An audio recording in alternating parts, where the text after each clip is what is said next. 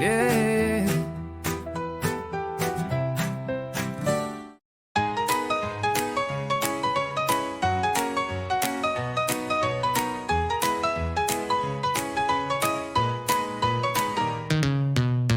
Egy tüzes tájon, forró sziklák mögött, hol parázs izzik a magas szirtek között. Egy éjjel a vidék halvány ködbe öltözött, és a hegyek közé két mókás ördög költözött. A kis kézen gúz, a mindig vidám láva, ő csalfa volt, de a tűz a szívébe volt zárva. A szeszélyes, de nem veszélyes vulkána táncától mindenkinek tátva marad a szája. Csal a finta kis ördög, az élet oly csodás. A kaland mellett itt sok-sok tréfa vár.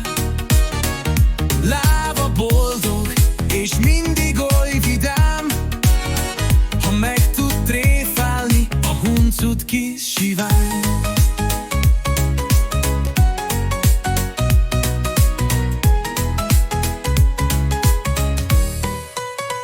Csal a finta kis ördög, az élet oly csodás. A kaland mellett itt sok-sok tréfa vár.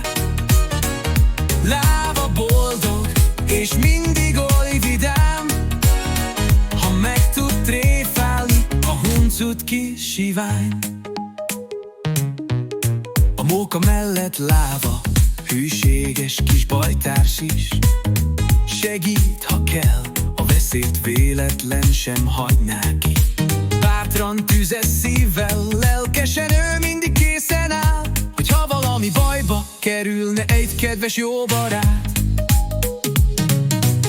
A csibész lángok láva körül lassan táncolnak.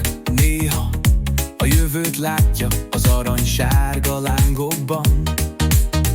Szavára táncra kél a barlang mély tábortűz, és a fénye minden apró szívet szorosan összefűz. Csal a finta kis ördög, az élet oly csodás.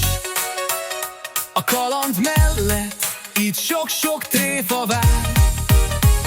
Láva boldog, és mindig oly vidám, ha meg tud tréfálni a huncut kis sivány.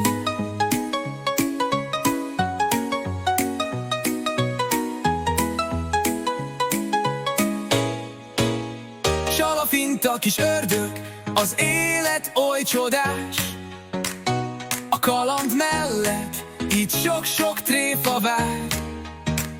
Láva boldog, és mindig oly vidám, ha meg tud tréfálni a huncut kis sivány.